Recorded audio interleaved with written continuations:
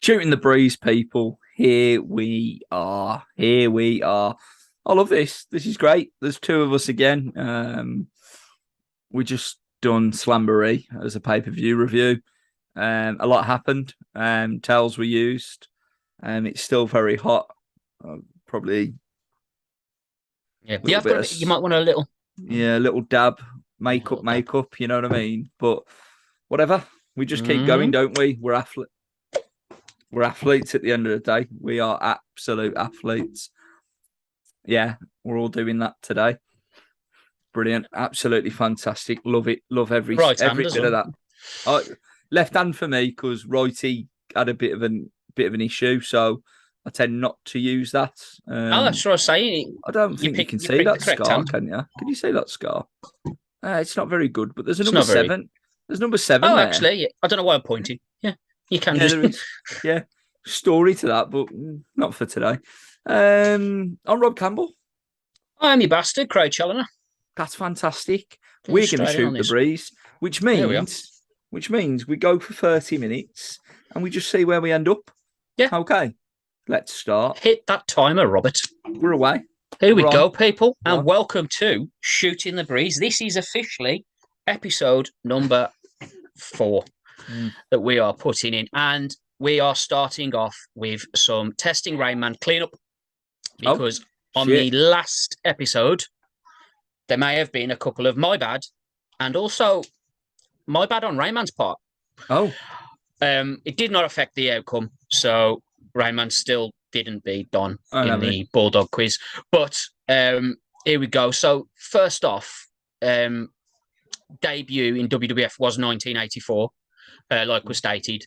However, both myself and Rainman, you there, sir, Mr. Robert Campbell, said the Bulldogs were in the Battle Royal at Mania 2. They wasn't in the Battle Royal at Mania 2. I read my notes wrong. My notes actually said, I thought the Bulldogs were in the Battle Royal at Mania 2. They were not, which then takes me to part 2, was when they won the titles for the first time. We was like, it was Mania 3. Again, you agreed. Well, you said it. I agreed with you because on my notes I had Mania 3 down. But again, I read my notes wrong. So my bad, people. Hands up. If we fuck up, we'll say it. I wrote down on my notes, I thought it was Mania 3. It was not. It was actually Mania 2 that the Bulldogs turned up and won the titles. So that's when they came down against Valentine.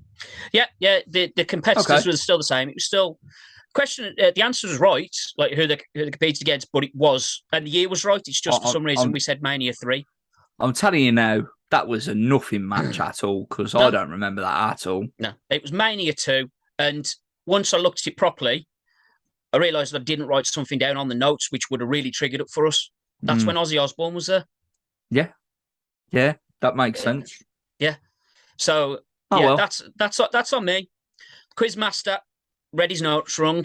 Rainman may have got a mistake, but I should have been there to rectify it, and I got it wrong. So I'm sorry, people. You can spank me later. Oh, okay, no problem. I'm on the way. Oh, and the 6-pack challenge bit. Yes. And you mentioned the 6-pack challenge. I figured, you know what? I'll go back and have a look because that's what I do. I check it. 6-pack challenge was Unforgiven in August.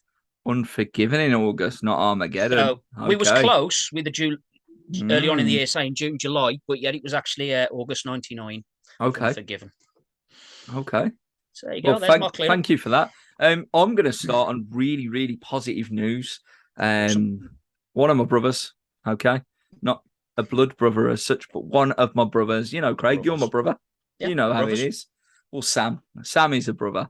And today, Sam and Jess, I am absolutely ecstatic to announce that Sam and Jess have become parents. That is unreal. I'm very, very happy to wake up to a text message this morning to say, here is Little Lincoln, I'm going to try and not butcher the middle name. Kalal Morris has entered the world, and I am incredibly proud to be an uncle. Here I am. Congratulations, Squire. Congratulations to them. And I'm guessing it's Lincoln Kalal, like Superman. Yeah, Kalal Morris. Yeah, Lincoln Kalal Morris, like Superman. Yeah, that makes perfect sense. I don't get that reference. I'm sure Sam will explain it to me when I see him. But yeah, that's perfect. Kalal is Superman's name. Amazing. That's his. Kyle. You pronounce it Kyle. Kyle. Okay. There we go. Yeah, that's actually his name, and then he gets to Earth for the naming Clark. Brilliant. So there you go. Congratulations, Sam and Jess. There's a lot of Jack in that glass. There's a lot of Jameson in that glass. Short story about Lincoln, the name Lincoln, right? Because awesome. I've got a little story. It's short for Link. Link is the short version of Lincoln, which they have said that's fine. So when me and partner at the time, because I've done this before, were pregnant with Bella, Isabella Iris Campbell is my daughter's name. We were actually for a boy considering Lincoln. So we're massive fans of Prison Break. Huge fans of Prison Break. Love that. Michael happened to be her brother's name as well. So that was going to be the middle name if it was a boy. And then Lincoln being the first name. So we were getting the Prison Break reference in there as such with Lincoln Michael Campbell. Love that. That would have been dead good, right? Love that. I can't, the fact that my nan's name is going to carry on in Bella's name, that's enough for me. Like, I'm job done. But I'm not sure if Sam knows this story, so I can't wait to tell him, or I can't wait for him to hear this story. And obviously, Link Larkin, motherfuckers. Like, I'm a huge Zac Efron fan. I'm a huge Hairspray fan. So it just gets better by the second, right? To be honest, I thought my first thought was Prison Break. Of course. And I was like, nice. Rob's got to be marking out for fucking Zac Efron at this name. Yeah. Yeah. Fucking all of the tick, all of the above. You're welcome. Yeah, I'm dead happy. We did this for you.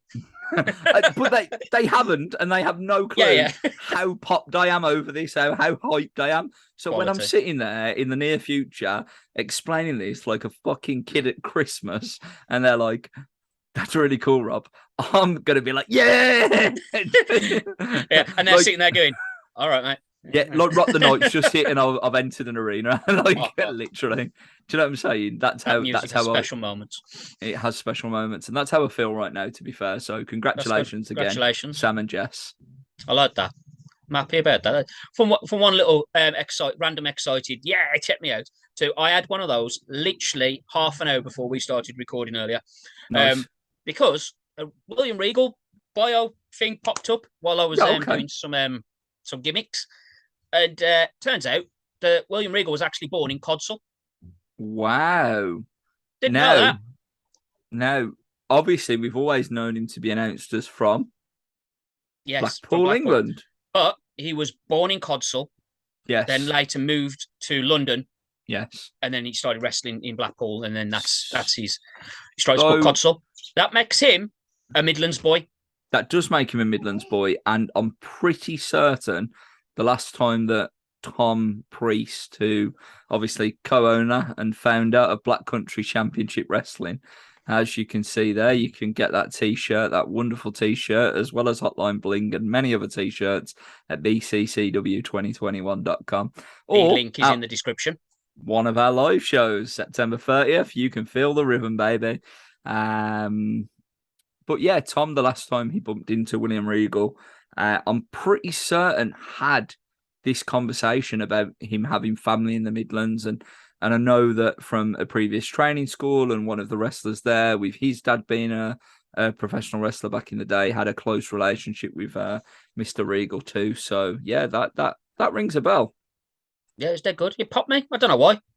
I was like, holy fuck, it's Codsall. That's 20 minutes from my house. Literally.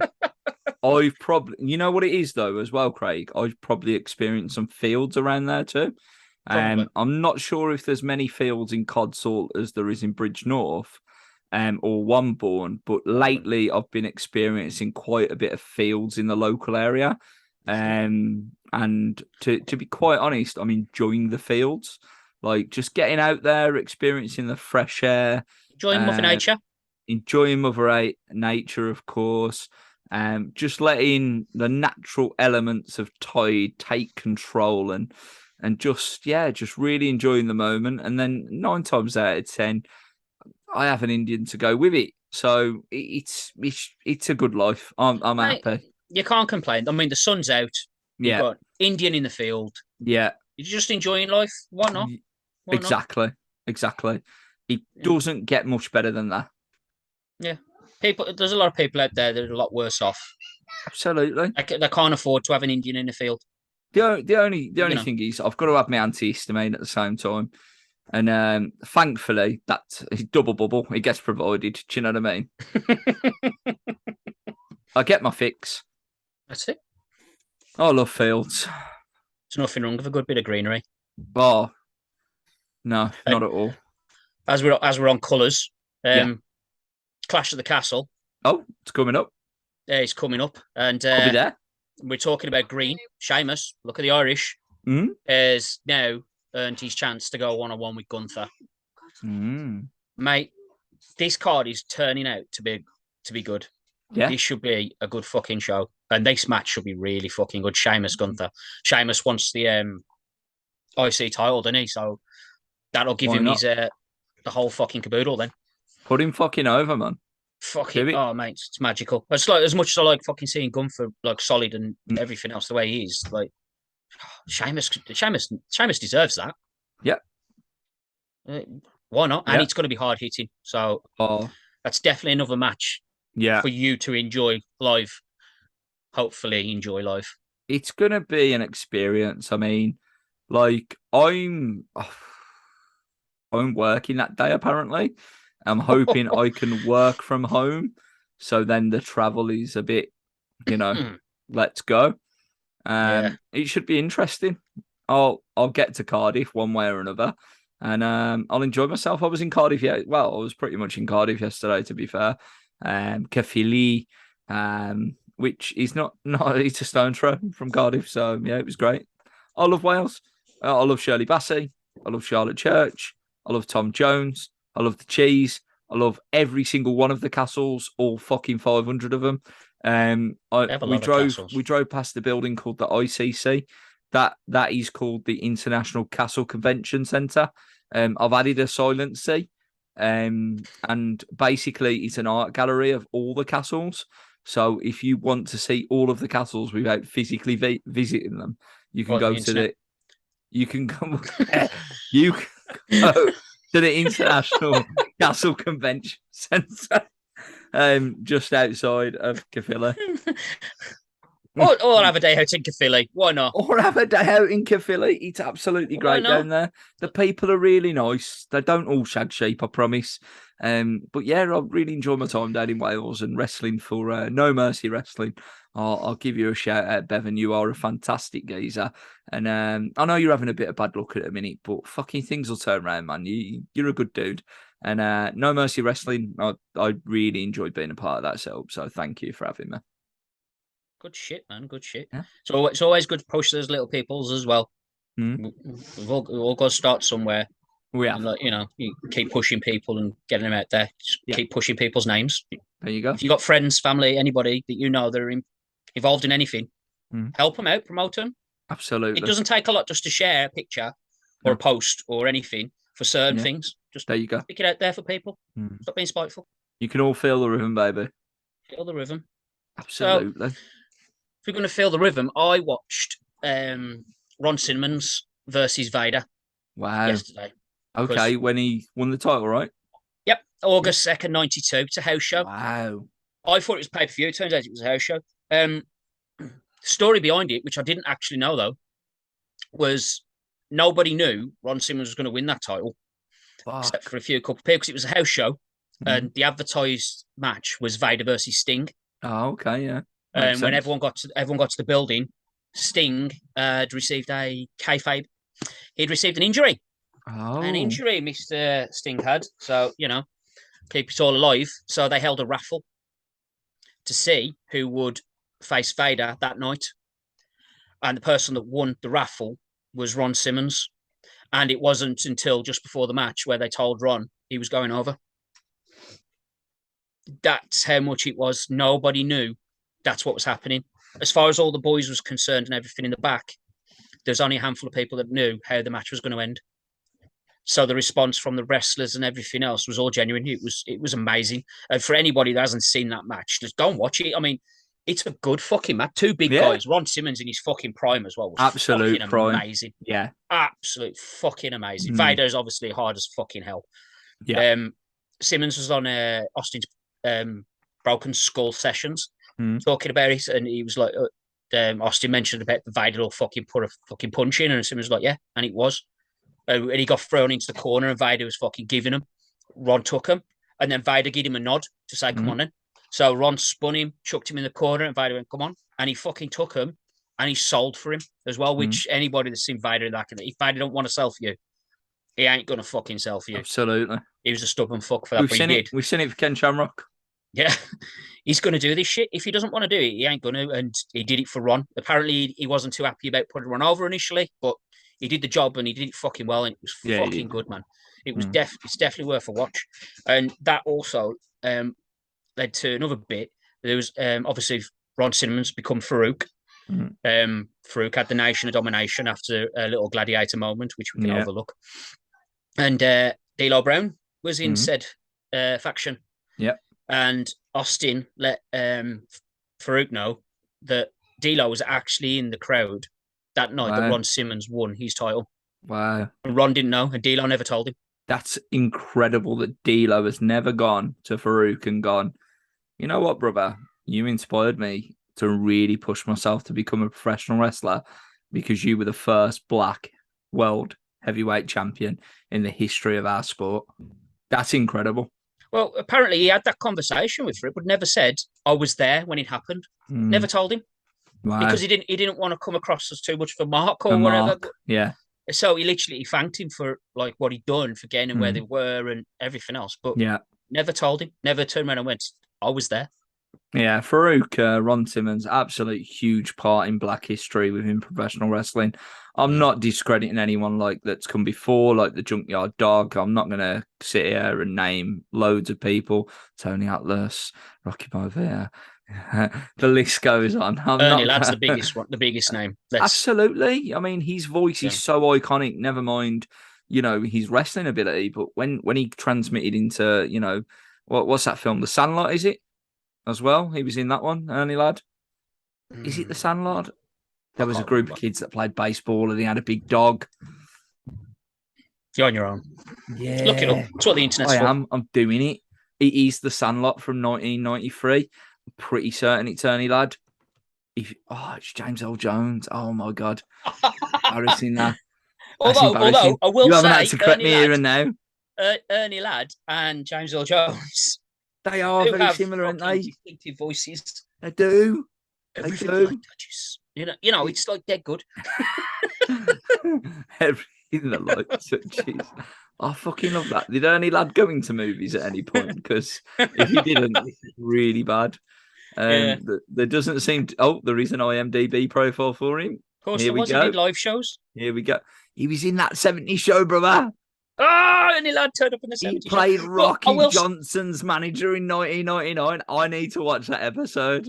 Dead good. I will say, though, as well, fucking Ernie Ladd, like you mentioned, like you're saying about Ron Simmons being like such a trailblazer for black wrestlers and stuff like that. But Ernie Ladd being a very big black man in that business back in the day, didn't tend to promote black wrestlers. No.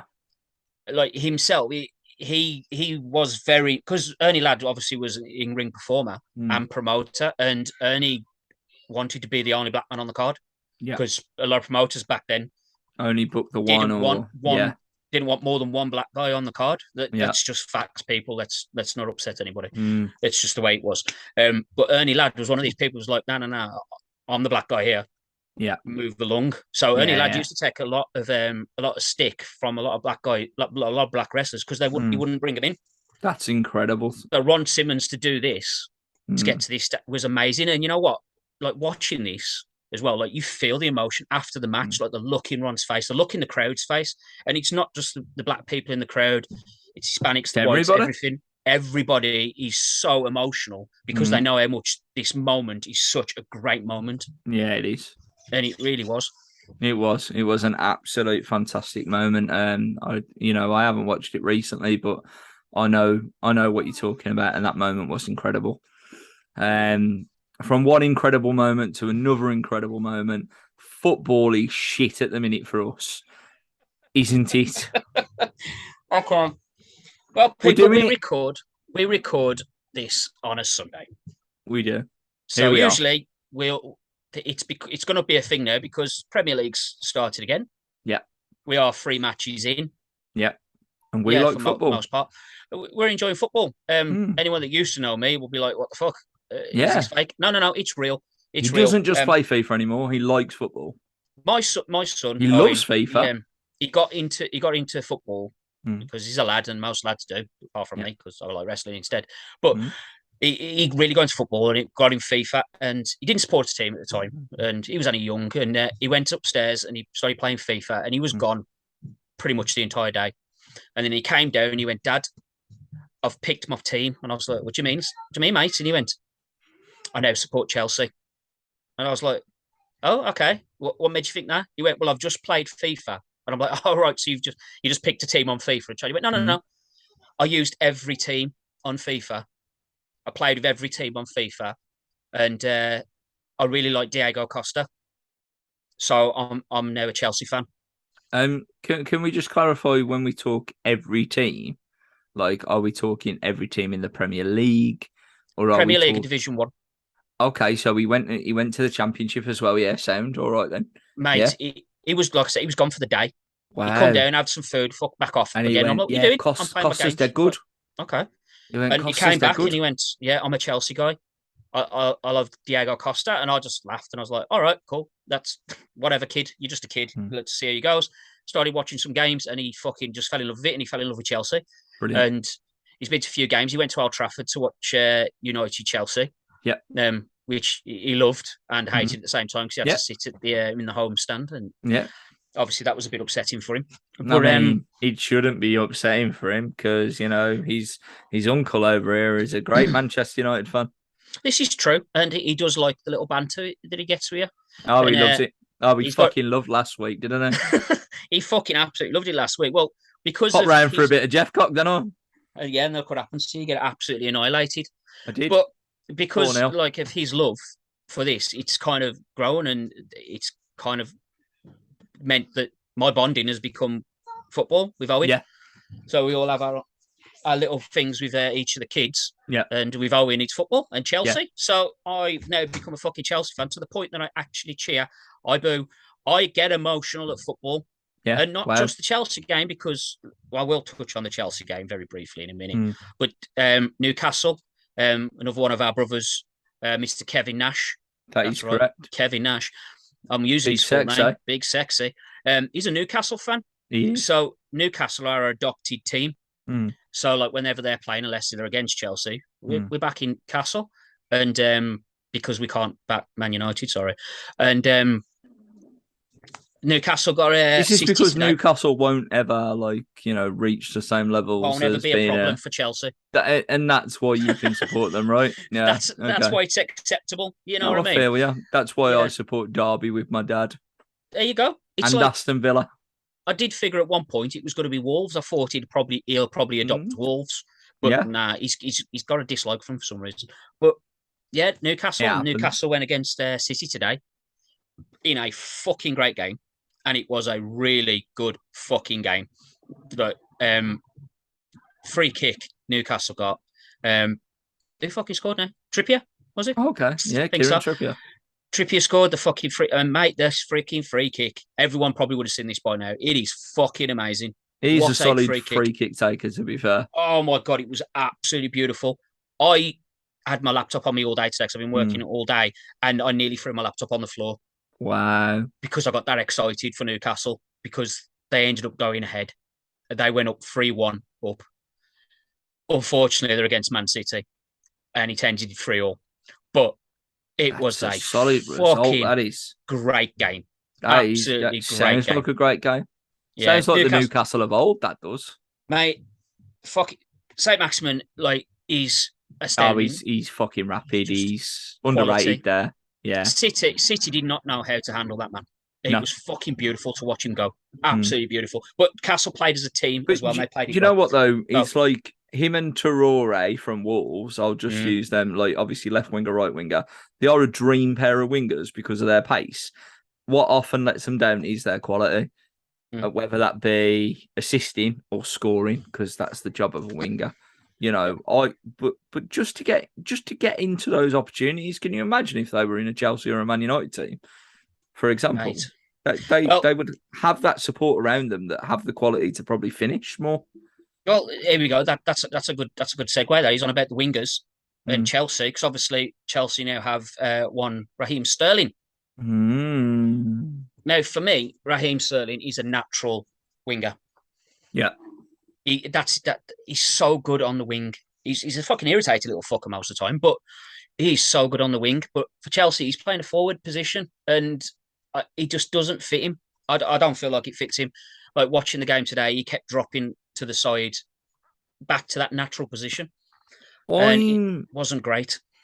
I am surprised that he's moved. Yeah, I I think he wanted that front runner goal scorer, didn't he? He wanted to be that pinpoint man. And when he played there, I can understand that he did okay because he had Silva.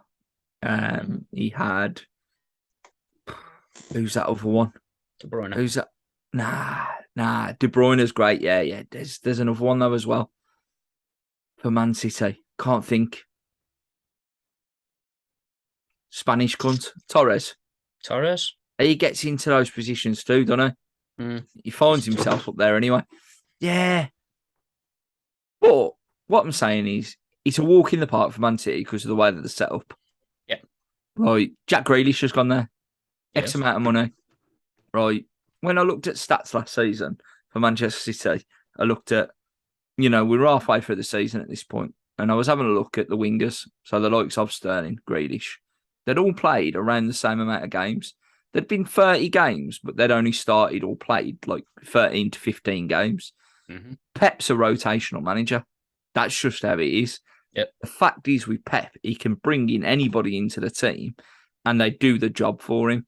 Whereas a lot of the teams like Arsenal, United, Chelsea, even to an extent, Liverpool even, they have a starting 11 and they rely on that starting 11, and then the backup is at a good level, but is it going to make the same impact as the starting 11 are supposed to make? The answer is probably no, whereas Pep's got them set up to go, it doesn't matter who's playing. Yeah. You're all going to play in a certain way, and you're all going to fucking do the job for me. And he gets them doing it. He does. Mate, going down like that, like back to the City game, City went down 3-1 to Newcastle. That's incredible. City scored in the first 4.5 minutes. Unreal. And Newcastle pulled it back. And you think that's going to be a walk in the park at that point, don't you? Yeah, that's a City game. Let's face it, we watched the game today. I mean, me and Owen was cheering for Newcastle, but we're like, all right, a draw would be nice. If they could just get a draw, it'll be nice. And a lot of Newcastle fans will tell you the same. Like, if anything, win, great, but they were hoping for a draw at best. And where was it? Because I ain't seen it. Was it at St James's or City Manchester? No, I think it was James's. Was he? I think they were at home. They've done well there. It was good, man. It was good. But obviously from that to the Chelsea game, it was just poor. As a Chelsea fan, I got no fucking excuses for that. Mendy, he's arguably one of the best keepers in the Premier League now. Yeah. And what he fucking did, I've got no fucking words for that. What was your Facebook status? Sorry. He's a fuck nugget. Yeah. Okay, absolute fuck nugget. Like, why? That'll do. Oh my god. Craig Chandler, Mendy is a fuck nugget. Yeah. Take that, put it on a t-shirt and go with it. Yeah. And I love Mendy. Like, I've been fucking saying since the start of last season that Mendy is so underrated and deserves more. And throughout the season, I think Mendy he showed was how really good. shit when he come in, Yeah. but he improved a lot. Well, when Kepa got injured and Mendy had to step up as the fucking starter, yeah, like that was Mendy's time then, and Mendy fucking stepped the fuck up, and now Kepa can just sit his ass back and do fuck all and get paid. And that's very similar to Ramsdale at Arsenal. There you go. Like, and you that get is given an opportunity in this preview. Something that I've been watching over the past couple of weeks. It's a documentary series on Prime. It's called All or Nothing. So they've done Man City. I don't think that was like their first attempt at it. Yeah. And it wasn't as good as it has been with Juventus. I've heard he's a really good one to watch. Tottenham is a great one to watch, but the current one, the most recent one that's out there, is Arsenal. Yeah. So I would say go back and watch the Tottenham one, because you'll get pre-COVID into COVID as a timeline perspective, and then you go from Tottenham to fucking Arsenal at basically the new season where COVID's still a thing, and then COVID sort of threads out as it goes along, and they're after Champions League football just as like Spurs were the previous season. So it's a really, really good watch, and you get to see everything and the relationship that Arteta has and these coaching methods out of like Mourinho and Arteta. And, you know, you think of Mourinho as this super god of managers, right? Because he's done everything everywhere. We're going to go longer. It's as simple as that. We're a wrestling podcast talking about football, and I'm okay with that. When Arteta's coaching methods are so like now, they're so 2022, but they're also so fucking old school at the same time. Like if they come in at halftime and they're losing, and Arteta is fucking fuming, and he's so Spanish and so aggressive, it's so fucking good to watch, man. He's like, "You guys are shit." It's great. I fucking love it. Check it out, All or Nothing, Arsenal. If you haven't watched Tottenham, watch Tottenham first is what I'd recommend. But if you want to just jump in at Arsenal, jump in at Arsenal. And like, I hate Arsenal. I hate Tottenham. I'm a Manchester United fan. Arsenal, arguably, when I was growing up, were our biggest rivals. Never mind Man City. Never mind Liverpool. Like, I get the rivalry. Like, I hate Liverpool with a passion. I hate Man City. But Arsenal, when growing up, when they bullied Ruud van Nistelrooy, like, I was fucking infuriated. And then when Van Nistelrooy went and fucking stuck one in the back of the net the previous season against Jens Lehmann, it was so fucking great. It made you feel everything. Like, football is such an emotional feeling at the time. It's ridiculous. But Arsenal, like, in this documentary, made me feel something for them. And maybe that's just because I'm getting soppy at my old age. Maybe. But you've always been soppy. Age isn't irrelevant. But let's not give away the gimmick. I do know, like, with that, fucking Tuchel's actually said that he would be open to do that. Oh, I'd love it. Well, for Chelsea. I'd love to see Tuchel. I'd love a Manchester United one. Oh, mate, mate, I just want to see Tuchel. Mate, I'd fucking happily just have someone follow Tuchel around all the world. Oh, mate, him and fucking Conte last week, by the way. That was brilliant. Hilarious. Look me in the eyes. Yeah, all right, it's got Jamie. a double meaning. It's got a double meaning now. It's Fuck brilliant. me. It's fucking brilliant. Also, there's some cunts, right? Because like Tuchel's hand was like, no, sorry, Conte's hand was like this, right? Yeah. And Tuchel's hand was like this. So some cunts pointed that out and put 4-0 Man United Brentford. They knew all along. Absolute bastards, mate. Absolute bastards. My downfall today was an absolute loss, and it was fucking shit. But obviously, United haven't played the weekend. United have a Monday game. Liverpool tomorrow. They've got Liverpool. Yeah, 8 o'clock kickoff, I do believe. Now, pre-season friendly, first one, we won 4-0 against Liverpool, maybe 4-1. The first half, yes, the kids were out there for Liverpool. So Manchester United went 3-0 up. I believe they scored 1 in the second half that made it 4-0. I am under no fucking illusions when I tell you this is going to be a different game. And if we walk away with anything, that is a fucking blessing. And poor Ten Hag at this current moment in time. Great news that we've signed Casemiro from Real Madrid. We're getting a lot of stick from it, from Gabby Bonglahor and so on and so forth from Talksport and journalists in general. We should sign a Declan Rice and things like that, which leads me on to Football Manager. So I've recently just started a new game with Manchester United. This week, it's obviously last season's game, but I signed Declan Rice. I think Declan Rice is a class midfielder. Defensively, he's fantastic. He can get the ball moving towards those attackers that then can go open the floodgate, so to speak. He's like a Roy Keane. I was going to say he's really strong, like being in defence as well. Which, yeah, with the way the game's played now, you need. I feel anyway. Like Conte for me, he's fucking amazing. Yeah, exactly. Defensive midfield now is a great position to be in. Absolutely. Because if I agree. If you can Roy defend Keane, that's the position. That's the position. If you can get back to defend and then fucking still set up your forwards for that, Conte can't shoot for fucking toffee. But no, like, if he you has can to have go now and again. At least he's a tryer. He is. He's a tryer. And also, he's only 3 foot. He's only 3 foot fucking tall. Like, let's not fucking pick on the guy. I love him. But he's fucking. He's dead good at his role. Simple as that. Damn right. Yeah.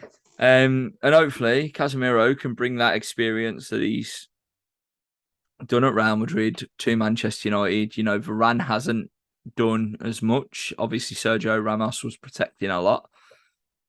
Harry Maguire cannot do that. It's as simple as that. Like, it just is. It's facts. It's absolute facts. I can't believe we're having a detailed discussion about this. But Football Manager, just to end this whole football conversation, I'm really enjoying it. I signed Declan Rice. I'm playing fucking 4 at the back with Eric Bailly and Varane as my centre backs. Fuck off, Harry Maguire. Oh, you're out, mate. If someone comes in with a bid, you're off. I'd rather keep Victor Lindelof than you. You can. Well, apparently he's coming to Chelsea, so Apparently so, in a swap deal for Pulisic, yeah, left winger. I know, I don't know. He's American. She is American. Also, the 1975 have new music, by the way, guys, which excites me. Much better conversation. and the 1975 come out with a song called Happiness. It's much better than Part of the Band, which was their first release from this brand new album after COVID. They literally said, we're not touring, we're not doing anything. They've gone and done some songs, they've gone and done an album. Hope that they've started with an American tour. I guess they make more money out there. I'm a bit fuming about it. Like, I know they're doing Reading and Leeds next week. That was just off the cuff. They've done their first gig in Japan yesterday, I think. Not that I'm a mega fan or anything. It doesn't sound that way, does it? But please do a UK tour. I'd like to see you again. I'd like it to be a better gig than the last one that I went to. You did a lot of slow songs. Like, you brought me up at the beginning. You took me really right down in the middle. And then you brought me up at the end. But I just want to see all your greatest hits. You've got a catalogue of songs that are fantastic. Stick to the really good ones and just leave it at that, please, Matt Healy. Thank you, because I know you're making the song choices. I put you through a wrestling show. Hey? They brought you through a wrestling show. They put you up, they put you down, they brought you back up to go home happy. Hogan was posed, baby. But I wasn't fully happy. And then I'm pretty sure I got COVID from that gig as well. Who you might have gone with, though, as well? Yeah, it could have been. Because, company makes a difference. Well, that's it, I mean, if they're not really into the band as much as you, it's going to make a difference, isn't it? That's right, yeah. It just is what it is, I couldn't have gone to, what's that fucking shit band, him, that fucking geezer, that one that looks like Jesus. 30 Seconds to Mars. There you go. So I couldn't have gone there and probably pretended to enjoy myself. So, flip side of doing that to the 1975, it is what it is, isn't it? Don Broco, different experience. So, yeah. You do.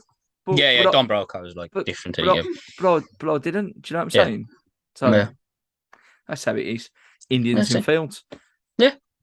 Sure, the Indians will be all right with it. I mean, Cork, madrasses, you know what I mean. Matt, really? Let's challenge Rainman. Let's do it. Let's speak to Rainman.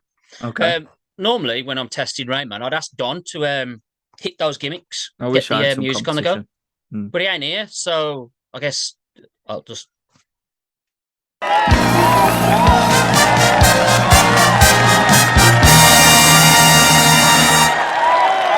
It's now time for Testing Rainman with your host, the bastard, Craig Challoner.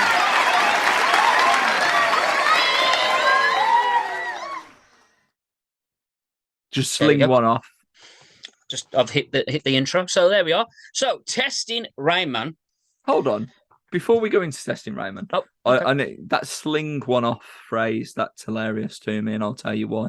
So my dad once asked to borrow my car. Okay. Right. And I said no, because I'm going out to meet somebody. And that's, that would mean that I'm going to meet somebody to have a good time. I was going to have sex, audience. Sex. What's that? Let's keep this PG. I was going to have a good time. I've said it now. Life said the on. Sex. You've said the sex. Birds of the bees. Ask your mum and dad. Talk to your parents. Or your uncle. Your uncle probably have a better sentence. Don't do that. Don't do that. Depends on the uncle, I guess. Jim might fix it. Oh. Yeah. Dirty Jim. Yeah. So he says, nah, don't worry about that. Just sling one off. Dad, I ain't being funny. But Pornhub just ain't going to cut it, brother. When I've got the option to go and do what I'm going to do versus Pornhub, I'm really sorry, but you ain't having my car. To figure it out. It's fair. You'd agree, right? Yeah. You know exactly where I'm going. Yeah. So, Pornhub or option number one? Yeah, I'm going for some spicy and a drink. You know what I mean? Like, nah. I mean, I'm all for slinging one off. Yeah, I mean, we all have to. It happens. You have to have a release. You know what I mean? Yeah, 100%. That's what the hidden folder's for, isn't it? The hidden folder's a great idea. Apple. What you need to do, though, Apple. Folder. What you need to do, though, Apple, is like add an extra layer of protection and protect the hidden folder a little bit more. Like Snapchat, maybe on the My Eyes Only little gimmick. Yes, Craig, you're getting familiar with Snapchat, and I love that. Yeah, I have to. It's a thing. I like it. I'm old people, apparently. Old as fuck. Did you step on a bee? Steps on a bee. Let's challenge Rainman. Let's do it. Again, let's hit that music. Testing Rainman.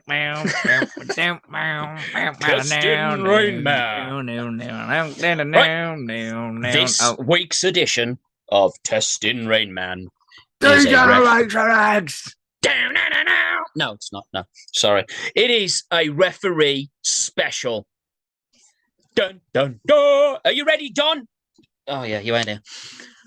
Yeah, Sting was great.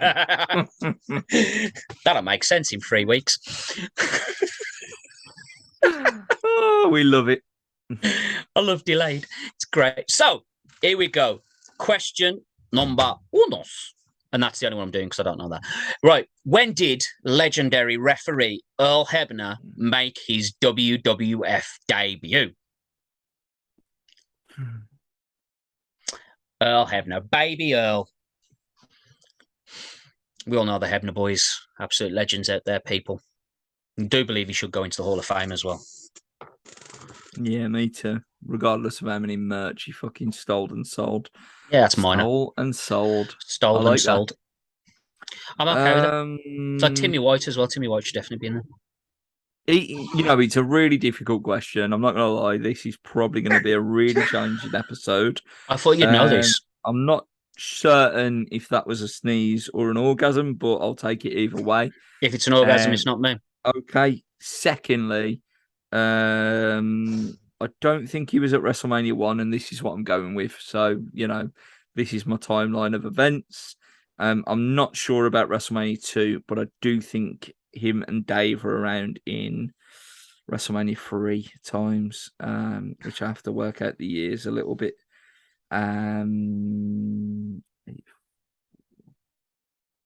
Gonna go with 85. Shit. So Dave Hebner obviously joined WWF for quite a while. Dave Hebner was around there for, I didn't check exact dates, but he was definitely around there for that era. Earl Hebner, if you remember, didn't appear until... Was it the twin gimmick on Saturday Night Main Event? Until the Saturday Night Main Event. Which was between 3 and 4. Was it in the new year of 4, though? See, these people, as a quizmaster, I could have told him, no, fuck you, you got it wrong, but no. That is true. I let him go again. I'm all about giving people seconds. 1987? Oh, you are close. 1988, February 5th, 1988. Well, he was right. It was NBC's The Main Event, Hulk Hogan versus Andre the Giant, when Andre beat Hogan for the title because of the twin switch, and DiBiase won his one and only world title, which isn't actually classed as a victory. And that's bullshit, you know. Yeah, that he had that bullshit. title. That title was his, whether he brought it or not. It's his. It's fucking but bullshit. They don't recognise DiBiase as being a world champion. Not happy about it. Which is shit. But yeah, as soon as I mentioned the twin gimmick, I knew you'd get that. Fucked it. Well, close.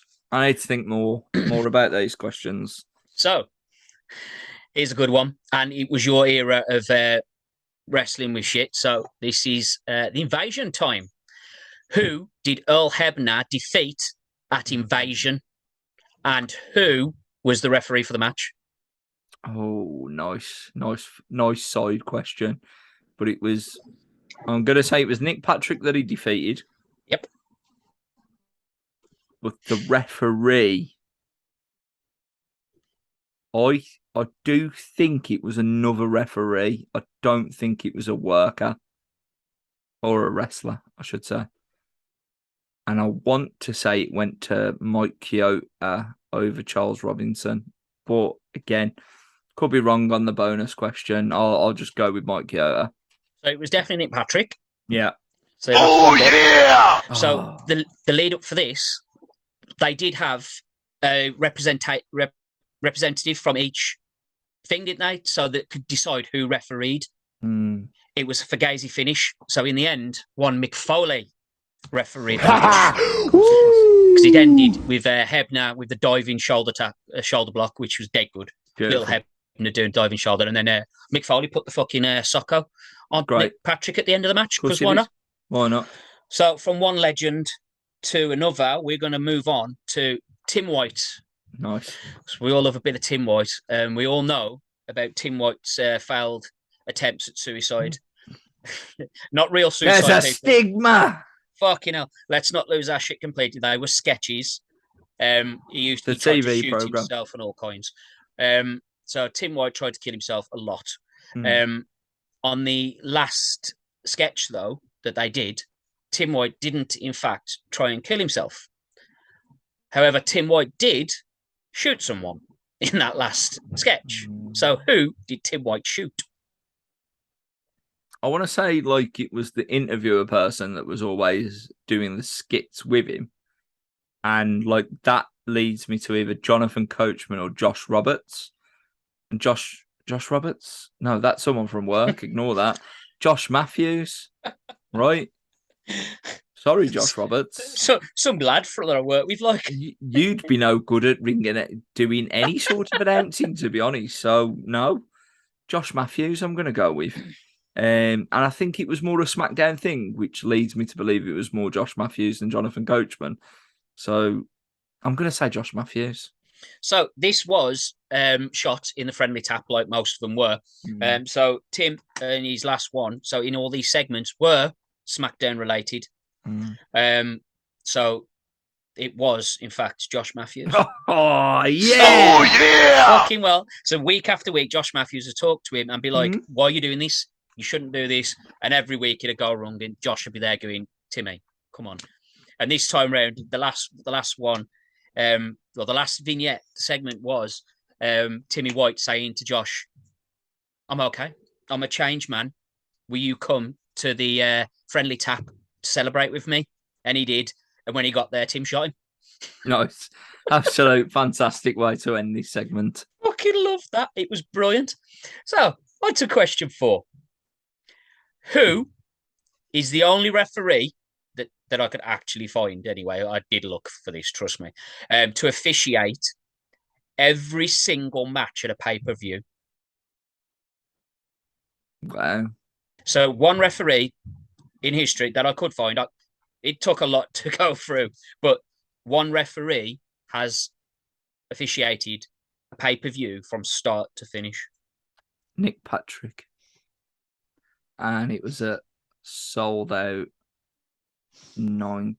Oh, hold on a minute, because I'm sure there was. Oh no, I'm sure there was a special guest referee in that gimmick. You know, I'm sure he didn't referee every single match. You know what? Don't fuck yourself over. No, I need to got do it. It was Nick Patrick. Boom. Sold out 1997. It was sold out 1997 on an 8-match card. Nick Patrick did that. It was a complete NWL show where WCW only picked up one victory and one Fugazi victory. Mm-hmm. So yeah, well done on that. It was an awful, awful show. It was we terrible. covered it on this podcast. Bikers and Whores. You did not, but Bikers and Whores is the best way that I can describe that show. It was, yeah. We're not even going to spend time on that. So, who? I'm talking to Nick Patrick because he's great. Who did Nick Patrick face at World War III? What year? Do you know? World War III would have been 96. No, they did one every year, didn't they? They did one every year. You're killing me there, mate. Yeah, World War III, I think was. Did they do it? Did they? Yeah. It was a regular pay-per-view, 3-ring battle Who did Nick Patrick fight at World War III then? Because he only had one match at World War III. Yeah, I know, but I don't think we've covered this. No, you haven't covered this show. So obviously it's going to be really difficult. So if it was another referee, then it's not. 96, yeah, I was right. World War III, 96. It's got to be someone in WCW screwed over sort of thing then, I know. Well, obviously, think about like the NWO coming in and... Got to put some logic on it now, haven't I? It can't have been Savage, surely. Surely they wouldn't have done that. Fuck me. This is terrible booking. That's what it is. I can't apply any logic to it, but the 3 names that are standing out are obviously the 3 names that were turned on in 96, which are Savage, Luger, and Sting. I have to go with one of them if I'm applying any logic to it whatsoever. Now, I could be wrong, and it could be someone like fucking Larry Sabisco here, who obviously got involved heavily. It was one of the active guys. Wasn't it Labisco or anyone like one that? Of the ones that I mentioned? No. Fuck. No. Wow. That's really interesting. Wow. I had the same logic as you when I looked at the fucking, like, going through shit. Like, my head, I was straight away, I was like, well, it's got to be one of the main WCW guys. Because this was the NWO kickoff warning. NWO were just starting to take over. So who was against them? And it was... And now I've got to think who else was, like, heading towards that sort of thing. This didn't make sense to me. I'll just say the Giant. I'm going to be wrong, and I don't give a fuck, but I'm just going to say the Giant. Again, our WCW guy is supposed to have been here. That's why I put a WCW heavy question in this as well. Yeah. You're dead. So it was Chris Jericho. And the stipulation was Chris Jericho had to have his hand tied behind his back. Yeah, and Jericho still won. Jericho did I think the ladder match with X-Pac or Six at the sold out event. So yeah, maybe that makes sense back in November, but it doesn't make any sense to me. Like I said, this question was predominantly to keep Don involved, so he didn't fall asleep or keep picking out Nick Patrick's out of his head. But so now, out of that wonderful beard of his, keeps birds and everything in there. So here is a interesting question that I questioned myself upon. Okay. Just for the shits once, and I thought about it when I was putting this back together. How many different special guest referees have there been at SummerSlam events since its debut in '88? Now, this, ladies and gentlemen, is a fucking Testing Rainman question. This is a hard question. Because this is where our boy has got to try and relive all SummerSlams. And are we talking up until the one that's just up until happened? Most recent. So 1988 to 2022. How many different special guest referees have there been? Do I get a bonus point to say that Jesse Ventura did it twice? And he's probably the only person to have done that. Ooh. Jesse did do it twice. But he wasn't the only person to do it twice. Mm-hmm. Mick Foley, you son of a bitch. Or Shawn Michaels, I'm not sure. This is we're really only difficult. in SummerSlam. Don't forget, it's just SummerSlam events. I know, right? Fuck. Yeah, this is one I just wanted to fucking shits and giggles like. This is difficult. So, like, my head automatically says it's in double figures, so it's over 10. See, I was going to go WrestleManias initially, and I was like, nah, you'll get that too quick. Would I? You know WrestleManias.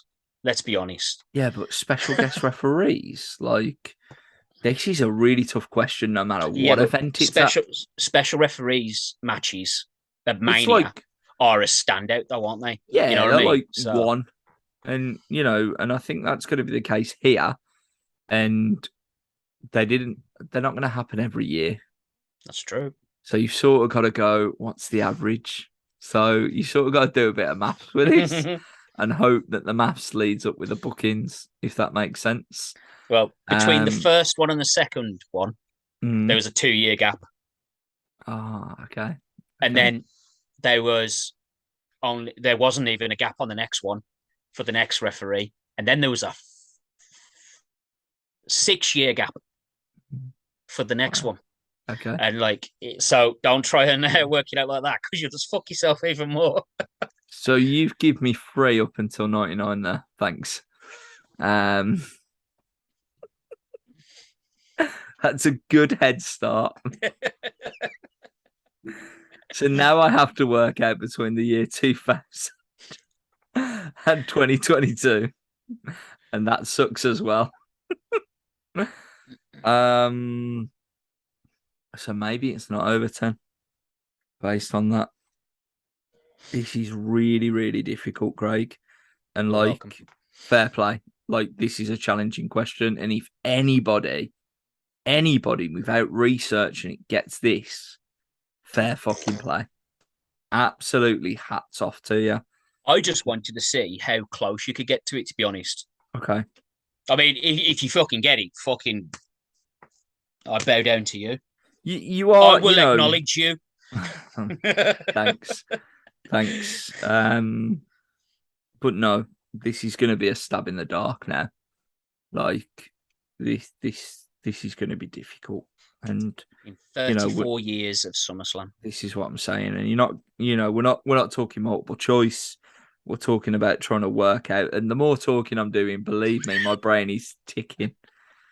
My brain is racking up those referees, baby. We are delaying. And I'm glad there's no timer on this whole situation as of yet. But I'm sure at some point that Craig will fuck me over with that. I'm not sure I'd fuck you with something like this. And that's fine. The normal questions I would. Going to have a guess. I'm going to... You see, my lucky number, if you will, baby, one of them is 10. And one of them is 7. But I feel it's going to be like a random 9 or something.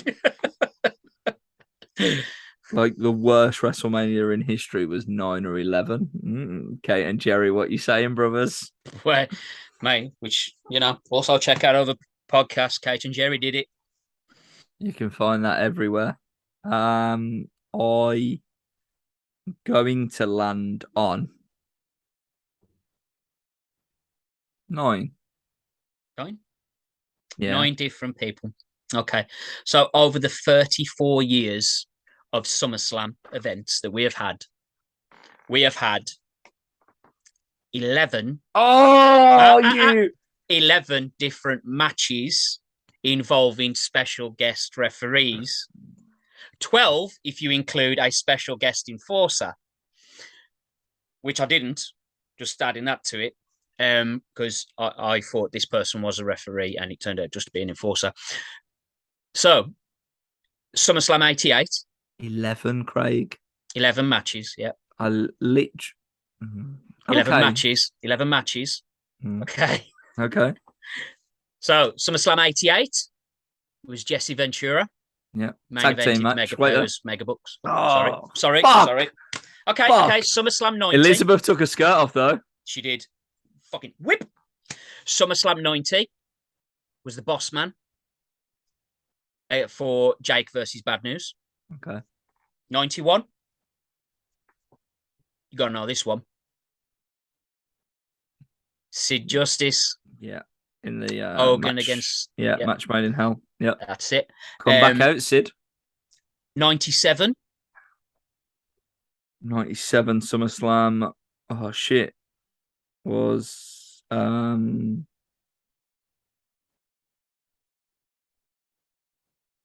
Michaels. That's what I thought you'd be like, I know that one. Mate, Shawn Michaels. 99. Jesse Ventura, triple threat match. That's Mick Foley wins the title. No, Big Show wins the title. No, because it was Mankind, Austin, Triple H. Triple H wins the title. It was close. Big Show, Triple H, they're about the same person. The whiskey's kicking in. So this is one I didn't know. 09, so 2009 was Chavo Guerrero for the 15 Diva Battle Royal. SummerSlam 2011, Punk versus Cena was Orton or Triple H. Triple H. Yeah. SummerSlam 2013, Triple H versus Brian versus Cena, and again Triple H again at 13. Oh shit! For Brian versus Orton. Okay. So Triple H has technically done it 3 times. I'm still out then. WrestleMania 17. Oh, hold on. What? WrestleMania, SummerSlam 17, sorry. SummerSlam 17. AJ versus Kevin Owens with Shane McMahon. Yes. This is where I fucked myself even more because I didn't know a couple of others. But SummerSlam 19, Elias was a special enforcer for KO versus Shane.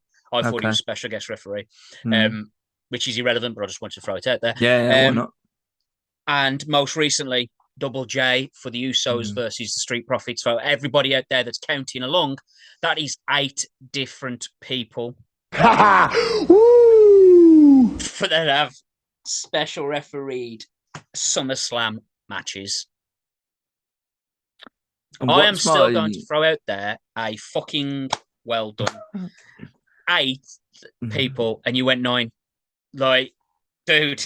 What's my favorite WrestleMania? Like, because of, it's the first one I watched. It's WrestleMania 8. WrestleMania 8. 8. When you said your favorite numbers, I was like, oh. So how'd you feel about that? Do you know what? Again, such a difficult question. 11 matches. I mentioned 11 because I was like, it's gonna be around 10. Like, that was my logic when you said 3 happened before the year 2000. Like, that gave me a big indication of, it's not going to be over 10 now then. Like, it's close. It's really close. But with the fact that you said, people refereeing as well. And I know there'd been a couple from Triple H and things like that. So to be one off when it comes to people is so gutting, but so satisfying all at the same time. Mate, I thought you did fucking amazing. Like, I ain't being fucking funny. No, I Like, know. that was fucking quality. Absolute quality. I Wow. like I said, when I come up with shit like this, I'm like, I always test myself with it as well. Yeah. And I don't even venture to even attempt logic like you do. I Yeah. just throw a number out and see what happens. I was way fucking off. Wow. What did you go with? Just out I of think I interest? went with about fucking 12 different people. Yeah. Okay. Okay. Like, I was making fucking matches up, I think, Not a at one million point. miles off. No, but like matches wise, it didn't register to me how many Okay. matches that could have fucking been until I started having to go through them all. And I was like, fuck me. Yeah. Because apparently you can't search stats like that. You have to look them up. Wow. Yeah, I did that. Well, I appreciate that. Thank you. But I thought What a challenge. that'd be a fun Don't one. know That how I'm going to shut my brain off to go to sleep tonight, but thank you. Hey, that was Testing Rainman, people. How did Is you that do? it? Is that How it? did you do? That was the last question. Okay. Well, How did you do at home? Let us know if you cheated or if you actually did know. Yeah. I reckon Wow. you cheated. Don't lie to me. Oh, and Yes, that, that's why I'm talking to you. yeah, we are talking to you. I am absolutely bamboozled by all of this, and I need to settle down somehow. So I'm going to sign off here at the end of Shooting the Breeze with, a heavily involved football episode, which I'm okay with. Daniel, I don't know anything about football. Cornfield would have been absolutely lost here, which would have been funny, but he's not here. So I've been Rob Campbell. And I'm going to sign off with Michael Buffer once sued Disney. I've been Craig Challoner. Bye. Fucking hell.